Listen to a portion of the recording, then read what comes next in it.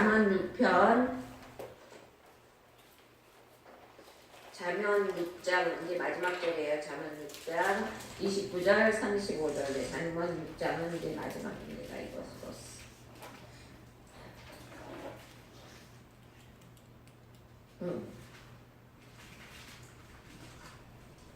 제가 10표를 했어요. 잠언 6장. 잠언 6장은 참 우리에게 많은 것을 가르쳐줬어요. 그쵸? 남에게 보증 쓰지 말아라. 그쵸? 그리고 또 부지런해라. 그리고 또 뭐 있죠? 게으르지 말아라. 또 어버이 말을 잘 지켜라. 그리고 또 지난주에는 뭐를 했죠? 음녀의 유혹에서 벗어나라. 그런 내용을 가지고 지난주에 가르쳐줬잖아요. 그쵸? 근데 이번 주에는 부녀와 통간하는 자라는 말씀을 가지고 은혜 나누려 합니다. 29절에서 35절 같이 교독하겠습니다. 남의 아내와 통간하는 자도 이와 같은 것이라. 그를 만지는 자마다 벌을 면하지 못하리라. 도둑이 만일 주일 때 배를 채우고 도둑질하면 사람이 그를 멸시하지는 아니하려니와 들키면 7배를 갚아야 하리니 심지어 자기 집에 있는 것을 다 내주게 되리라. 여인과 간음하는 자는 무지한 자라. 이것을 행하는 자는 자기의 영혼을 망하게 하며 상함과 능욕을 받고 부끄러움을 씻을 수 없게 되나니 남편이 주기로 분노하여 원수 갚는 날에 용서하지 아니하고 어떤 보상도 받지 아니하며 많은 선물을 줄지라도 듣지 아니하리라. 아멘. 오늘은 부녀와 통간하는 자는 어떠한 벌을 받나 이것에 대해서 이야기하려고 합니다. 29절에 보면은 그렇게 되어 있어요. 남의 아내를 통간하는 자도 이와 같이 그를 만지는 자마다 벌을 면하지 못하리라 라고 말하고 있어요. 불법적인 성관계 중 특별히 유부녀와의 간음의 죄악성을 말하고 있는데요. 이 사실을 부각시키고 있는 것이 이미 우리 앞장에서 저번 주에 우리가 말을 했죠. 정상적인 혼인관계를 통한 가정의 중요성을 다시 한번 확고하게 하려는 의도에서 있다는 것입니다. 마태복음 5장 28절에 보면 나는 너희에게 이르노니 여자를 보고 음욕을 품는 자마다 마음에 이미 간음하였느니라 라고 말하고 있습니다. 그러니까 음에는 비록 모든 죄는 겉으로 드러나는 행동과 그 행동의 결과로만 판단되는 것이 아니라는 것이에요. 판단되는 것이 아니라 마음속에 품은 그러한 악한 생각과 목적 또한 하나님께서 보고 계시고 하나님은요 우리의 중심을 보세요. 우리의 중심을 보시기 때문에 우리가 겉으로 아무리 아닌 것처럼 이렇게 해도 하나님은 그 중심을 보고 판단하신다고 말하는 것이죠. 이렇게 할 때 성도라고 해서 죄에 대해서 결코 자유할 수 있는 것은 아니라는 것입니다. 우리가 성도로서 외형적인 죄에 대해서는 억제하고 금하려고 노력을 할 수 있지만 마음의 욕구조차 지워버릴 수는 없다는 거예요. 그렇죠? 그거 참 지워버리기 힘들죠. 만지기만이라는 것은 뭐냐면 어떤 목적을 가지고 그러니까 손을 댄다. 어떠한 목적을 가지고 손을 대는 걸 얘기하는 것이에요. 그러니까 그 음란한 목적을 가지고 이렇게 육체적인 접근 그러니까 그래서 우리 박주사님이 날 보고 목사님은 내가 그렇게 목사님을 잡아먹어요. 왜 그냥 나만 가면 자꾸 뒤를 피하냐고. 나는 박주사님 뿐만이 아니라 모든 사람 다 그래요. 내가 이렇게 말을 했는데 그러니까 그분은 이제 그런 마음을 품고 그러는 건 아니죠, 물론. 그런데 어떤 사람들은요, 마음에 정말로 음란한 마음을 품고서는 이렇게 그러는 사람들도 있어요. 그렇죠? 근데 하나님께서는 그것도 안 된다는 것이. 그렇게 만지기만 해도 그런 얘기를 하고 있는 것이에요. 그러니까 여러분, 만약에 더러운 구정물에 빠졌다고 그래보세요. 더러운 구정물에 빠졌는데 우리가 옷만 싹 갈아입고 씻지를 못했어. 그러니까 찝찝하니까 어떻게 해요? 향수 뿌리잖아요. 그렇죠?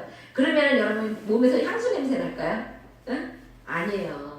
향수 냄새 안 나요. 몸을 안 씻었기 때문에 그 구정물 냄새하고 향수 냄새하고 합해져가지고 정말 역겨운 냄새가 납니다.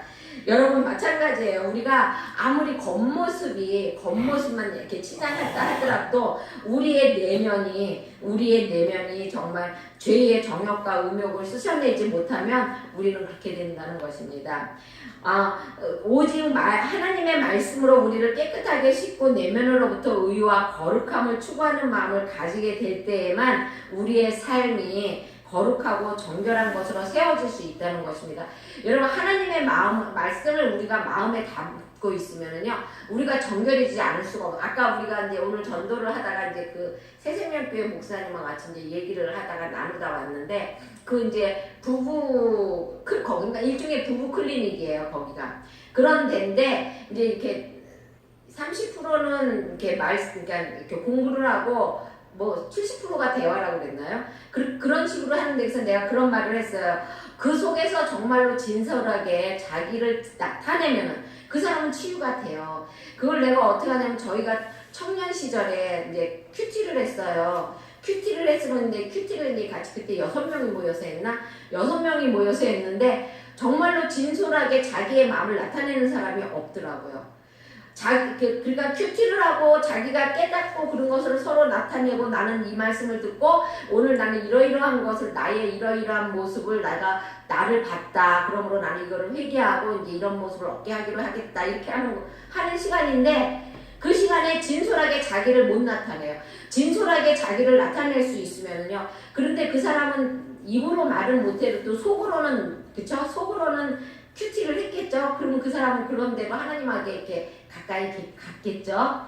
그러니까 하나님 앞에든 사람 앞에든 무엇이든지 우리가 진솔하게 나타내지를 못하게 되면은요 이런 결과가 된다는 것이에요. 구정물에 빠져갖고 겉옷만 갈아입는 형태밖에 될 수 없다는 거니까 하나님의 말씀을 우리가 우리의 가슴에 담고 그래야만이 우리의 모습이 진솔하게 될 수 있다는 것입니다. 그러니까 우리가 하나하나 거룩함으로 채워질 수 있다는 것입니다. 그리고 거기 30절하고 31절에 보면 그렇게 되어 있어요. 도둑이 만일 죽일 때에 배를 채우려고 도둑질하면 사람이 그를 멸시하지는 아니하려니와 들키면 7배를 갚아야 하리니 심지어 자기 집에 있는 것을 다 주어야 할 것이다 라고 말하고 있어요. 그러니까 음행과 간음이 필연적으로 가져올 하나님의 그 심판을 그러니까 하나님의 심판을 이렇게 뛰어넘을 수는 없다는 것입니다. 아무리 배고프고 줄이고 배고픈 절도죄를 범하였고 비록 세상 사람들은 모두 그를 얼마나 배고팠으면 저렇게 도둑질을 했을까 이렇게 동정을 할 수 있어요. 그렇죠? 그렇지만 그는요 절도죄라는 그 죄에서 이렇게 벗어날 수는 없다는 것이에요. 죄의 대가는 받아야 한다는 것입니다. 그런데 고의적인 음행은 하나님의 준엄한 거기 들키게 되면 어떻게 한다고요? 7배를 갖고 도리어 자기의 재산을 다 팔아야 된다는데도 그러잖아요. 그렇죠? 죄라는 것은요 그 경중 무겁고 가볍고 이런 것이 중요한 것이 아니라는 것이에요. 그 죄 자체가 무섭고 두려운 것이며 우리의 영혼을 파멸하는 것이라는 것입니다. 여러분 돌멩이를요 물에다가 던져보세요. 그 모래알 만한 돌멩이 물에다 던진다고 안 깔아앉나요? 깔아앉아요. 그쵸? 얼마나 빨리 깔아앉고 얼마나 늦게 깔아앉고 그 차이죠. 깔아앉는다는 것입니다. 그것이 자연의 이치예요. 그러니까 죄도 마찬가지라는 것이에요. 죄도 크기는 다를 수 있고 그리고 또 가볍고 사람을 죽인 게 도둑질한 게 이렇게 경중이 있을 수는 있지만 모두가 하나님 앞에 하나님의 그 심판대 앞에 귀결된다는 것이에요.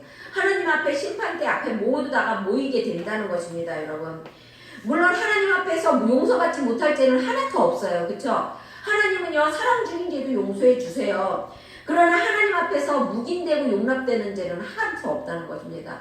하나님이 그래 그 죄는 져도 돼 이렇게 말하는 건 하나도 없다는 것이에요. 하지만 우리가 하나님 앞에 죄를 졌을 때 하나님 내가 이 죄를 졌으니까 연약해서 죄를 졌으니 용서해 주세요 그러면은 용서를 해주신다는 것이에요. 하지만 하나님 앞에 용납받을 죄는 없다는 것입니다. 그러니까 우리는 어떻게 해야 돼요? 죄와 타협해서는 안 되는 것이에요. 아무리 작은 죄라 할지라도 죄와 타협할 수 없는 단호한 마음을 가져야 한다는 것입니다. 32절에 보면 그렇게 되어 있어요. 여인과 간음하는 자는 무지한 자라 이것을 행하는 자는 자기와 영혼을 망하게 하며 라고 말하고 있어요. 잠언의 저자는요, 유부녀와 간음하는 자를 무지한 자라고 말하고 있어요. 이 무지한 자라는 것은 뭐냐면 이상적인 판단의 능력이 마비된 상태인 사람을 얘기하는 것입니다. 무지한 자의 특징은 뭐냐면요, 이성적인 판단보다 감각적인 판단에 자신을 맡긴다는 것입니다.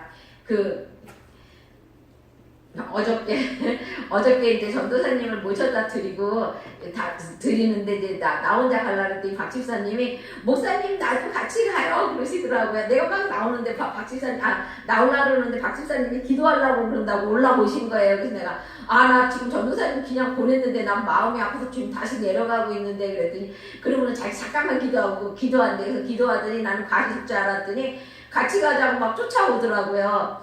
그런데 이제 우리들은 특히 술 냄새에 예민하죠. 그러니까 박 집사님이 한 잔인가 마셨나 하니까 모를 거라 생각했던 거야. 그랬는데 뒤에 앉았는데 벌써 술 냄새가 푹 나는 거야. 집사님 술 잡수셨죠? 아니요. 아유 목사님 그거 어떻게 하셨느냐고 날 보고 그러더라고요.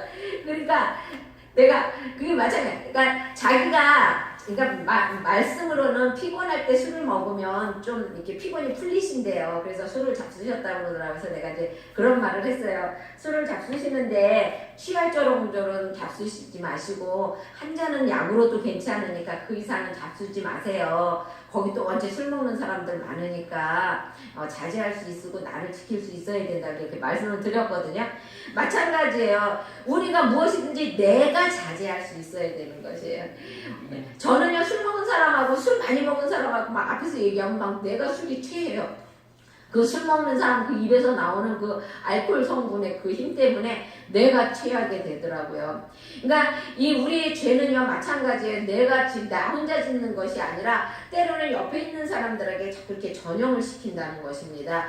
그러니까 우리는 항상 이성적으로 판단을 해야 돼. 무엇든 우리의 감각적인 판단, 이게 무지한 자가 그런 자예요. 감각적인 판단, 우리의 말초적인 그 기쁨, 이런 것만 따지고 가서는 안 된다는 것입니다. 그렇게 되면 결국은 어떻게 된다고 그래요? 송두리째 모든 것을 다 잃게 되고 결론적으로 자기의 영혼도 잊어버리게 된다는 것입니다.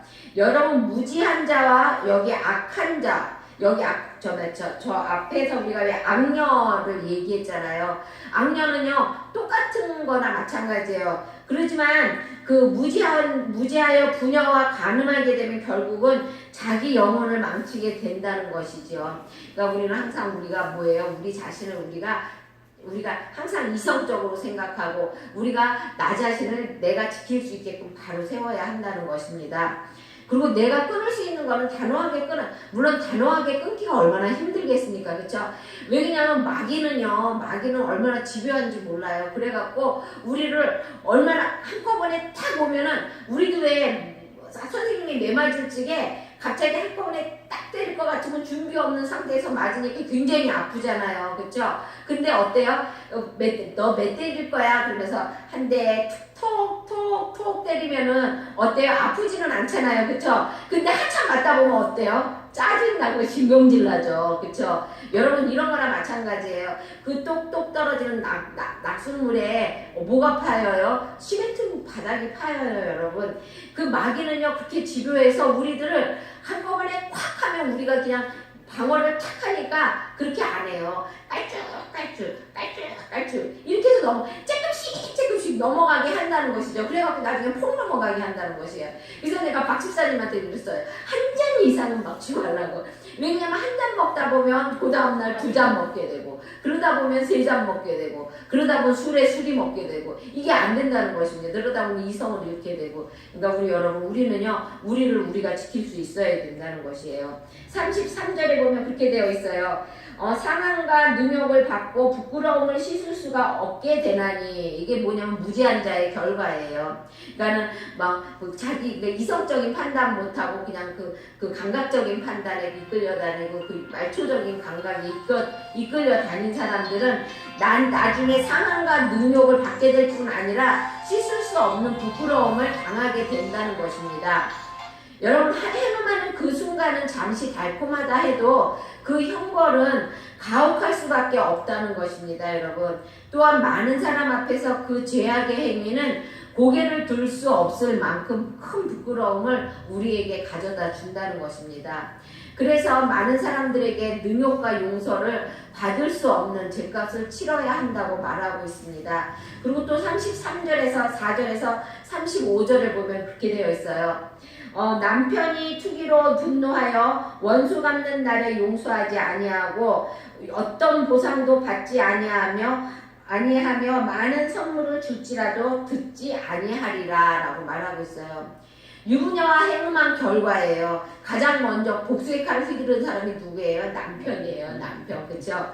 여러분 남편이요 그 아내를 아끼고 사랑하는 남편이라면 분노도 그만큼 더 크겠죠. 그렇죠? 그러니까 간음은 하나님께서 가장 미워하는 것이에요.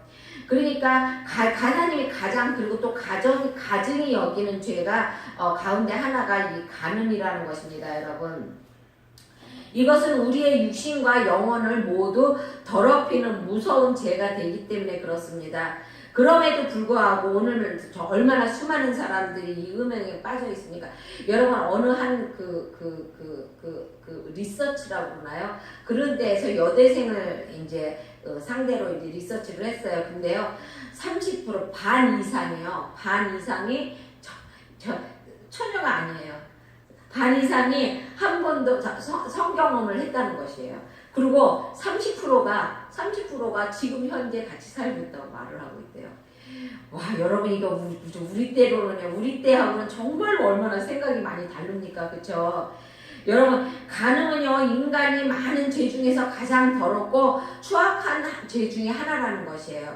성경은요 우리의 몸을 성전이라고 부르고 있어요. 여러분 만약에 성도가 자기가 음행을 하게 되면은요 하나님의 성전을 더럽히게 되는 것이에요. 하나님의 성전은 거룩한 곳이잖아요. 그렇죠? 그러니까 그 얼마나 엄청난 결과를 가져오는 것입니까? 그것이. 그러니까 우리는 음행에 미혹되지 말고 그것을 이겨서 자신을 지키고 거룩히 구별돼야 한다. 우리는 거룩히 구별돼야 되는 거잖아요. 우리는 예수님의 신부잖아요. 그쵸? 남자도 그렇고 여자도 그렇고 하나님의 신부잖아요. 그쵸? 그러면 우리 그 신부가 예복 입을 때까지 정결하게 있어야 되는 거잖아요. 그쵸? 우리의 성전을 정말로 깨끗하게 보존하시고 그리고 또 그 성전을 하나님 오실 때까지 깔끔하게 보존하는 여러분이 되시길 정말 예수님의 순결한 신부가 되는 여러분이 되시길 주의 이름으로 축원드립니다. 기도하겠습니다. 사랑해 주님 감사합니다. 하나님 우리들은 하나님 아버지 정말로 우리의 가장 작은 것 때문에 하나님 아버지 나의 정말 말초적인 하나님 아버지 그 기쁨 때문에 우리의 모든 하나님 것을 내버릴 때가 많습니다. 하나님 무죄한 자가 되지 않게 하여 주시고 하나님 앞에 말씀으로 바로 서서 하나님 아버지 정말 정결하고 하나님 아버지 거룩한 신부가 될 수 있게 하여 주시기 원합니다. 하나님 감사합니다. 하나님 이 시간 깨달을 수 있게 하여 주셔서 감사하고 하나님 주님을 만날 수 있게 하여 주셨음에 감사합니다. 하나님 아버지 주님의 하나님 아버지 그 사랑을 항상 하나님 아버지 우리가 이길 수 있는 우리가 되게 하여 주시기를 원하오며 예수님의 이름으로 기도드렸습니다. 아멘.